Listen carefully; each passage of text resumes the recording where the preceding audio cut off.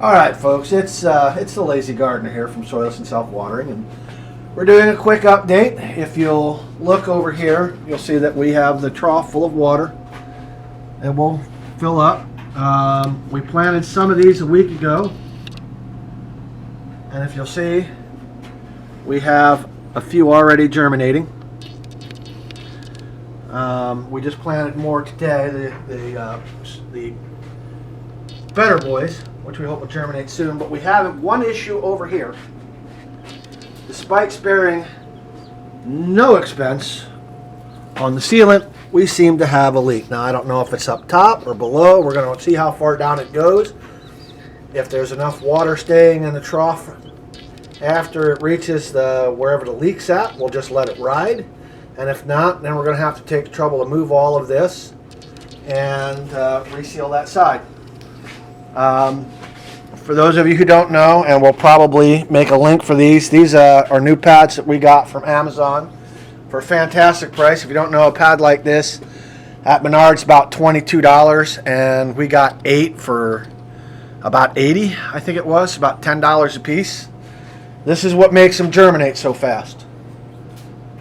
These heating pads will cut your germinating time down literally by weeks. Down here in my basement isn't super warm. It's neither cold, but it takes 3 to 4 weeks for germination to happen. And as you can clearly see, it takes 5 to 7 days with the germinators on there. Here in the next few days, we'll put lights overhead as more germinate, and then just keep the trough full of water and wait. Some of our wicking strips have been working better. These have been staying nice and moist. These I've been having to occasionally come down and add a little bit of water to. Of course, this never will, it will and it won't. I never trust them enough when I don't put a wicking strip inside the plastic, but the roots will eventually get down to the moisture where I won't have to worry if this looks a little dry up top. If you come over here, you'll see the water level settled where it's settled at. It's a little bit lower. I'll add some, but before I do that, I'm going to re-seal these edges. You might be wondering what this is. I told you before that I had issues with, in the past, being down here in my basement, of a white powdery substance forming on here. And the one year I set those on wood blocks. The wood blocks got kind of smelly. But the pine, if you don't know, pine sol is a disinfectant. The pine acted as a bit of a disinfectant, so as an experiment, that sock is full of pine shavings, the kind you use for your chicken coop. And we're going to see if these all stay clean, while these, which will not be soaking in these 6 will be mine, so I don't have to worry about them. Anything going on. I've never noticed a white powdery substance causing a problem with the growth of the tomatoes, but I would never sell them that way. So these 6 are for an experiment you'll see later on in the summer. But they're not going to soak. They're not going to get their water from that common pool. And so we'll see if these wind up white and powdery while these stay nice and clear. As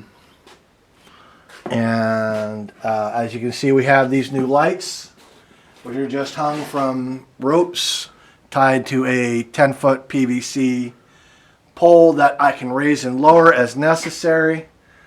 Theoretically, I probably could drop them a little bit more right now, but I think I'm pretty much happy with their height.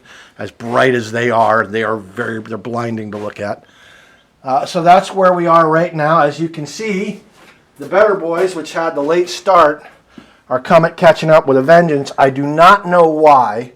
There seems to be a universal case where the germination is slowest up here at the front, save for the potential fact that they're not on the heating pad.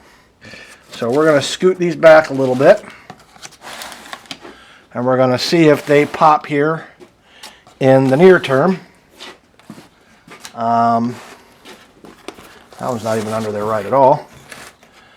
And we're not even going to worry too much about this one because they do seem to be popping a little bit back there, but that's all mine anyway. I'm not intending to sell any of the super sauces.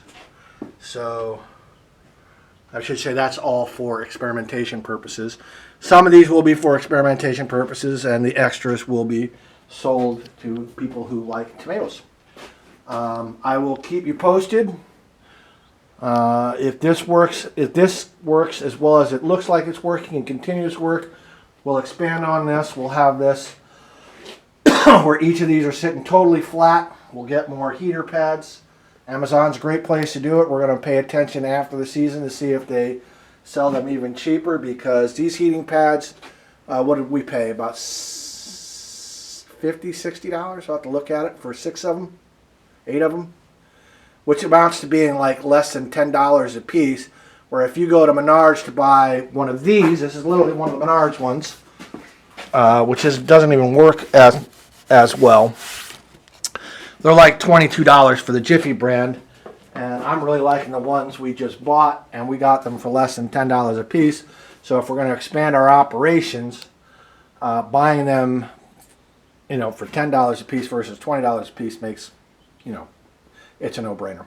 So until next time.